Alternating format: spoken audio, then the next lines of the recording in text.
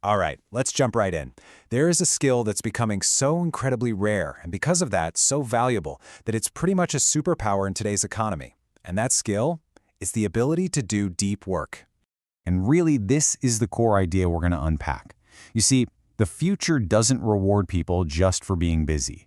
It rewards people who can actually think without being interrupted and who can produce work that is genuinely difficult to replicate. It's a fantastic question, isn't it?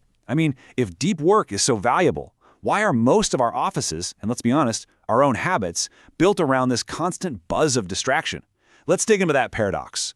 And this gets us to what we can call the modern work paradox. It's a tension that I bet a lot of us feel every single day. This right here, this captures that conflict perfectly. Over on the left, you've got that whirlwind of modern work, what the source material calls frenetic shallowness. It feels so productive, right? Hitting inbox 0, jumping between Slack channels. But look at the right side. That is where real, lasting value is created. We're talking about solving the hard problems, learning new skills, things that are just impossible to do when you're being pinged every 3 minutes. In this quote, well, it captures the whole argument in a nutshell. This is the deep work hypothesis. Basically, as almost everyone else gets more and more distracted, the very few who train their ability to focus are the ones who are going to absolutely thrive. This isn't just some nice-to-have idea, it's a massive economic opportunity. Okay, so it's absolutely crucial that we get clear on the difference between these two ways of working. Let's really break down what we mean by deep versus shallow work. Deep work. This is where the magic happens. And it's not just about focusing. It's about a state of totally distraction-free concentration that pushes you right to your mental limits. And check out those last 3 points. It creates new value, it improves your actual skill, and it's really hard for someone else, or even an AI, to just replicate. That right there, that's your competitive advantage. I absolutely love this analogy. Think of your mind like a powerful lens. Shallow work is like trying to use a cracked lens. Your mental energy is just leaking out all over the place. Sure, you're busy, but nothing is ever truly sharp. But deep work? That's focusing all of your energy onto a single, powerful point. It's the same brain, maybe even the same amount of time, but the output is just on a completely different level. So why is switching between tasks so bad for us? Well, it's because of a concept called attention residue.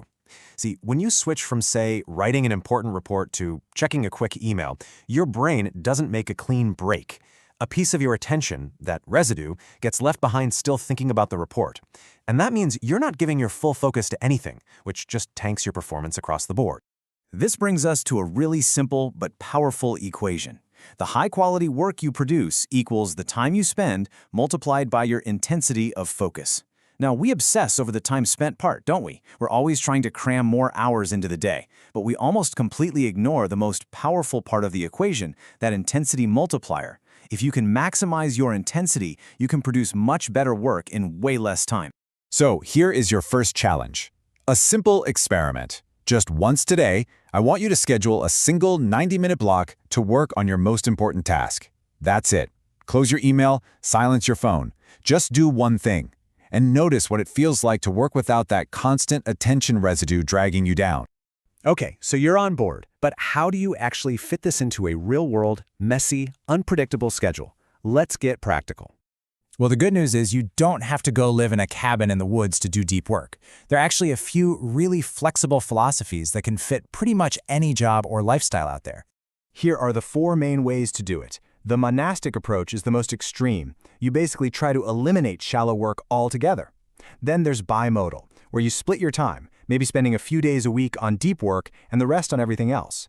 The rhythmic approach is all about making deep work a simple, regular habit, like every morning from 9 to 10:30, I write. And finally, the journalistic approach is for people who can just drop into deep work whenever a free hour pops up in their schedule. The most important thing is to just consciously pick a strategy that works for you. So for your next action item, let's try the rhythmic approach. It's usually the easiest one to get started with. I want you to look at your calendar right now and schedule 2 90-minute deep work appointments with yourself this week. And you have to treat them like they're the most important meetings you have, non-negotiables. Now, scheduling the time for deep work is one half of the battle. But having the mental endurance to actually do it, that's the other half. Your ability to focus is a muscle. And just like any other muscle, it needs to be trained. The source material gives us some really powerful exercises for this.